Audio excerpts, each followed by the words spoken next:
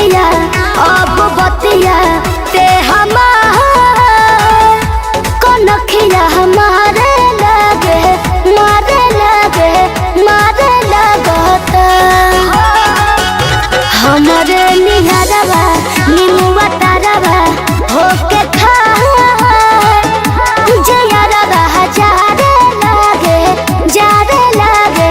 जारे लगता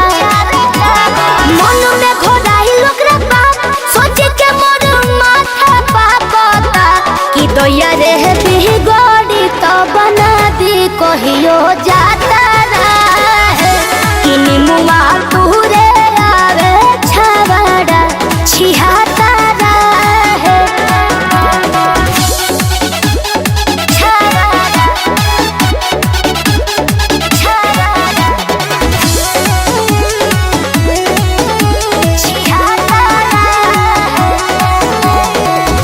जाके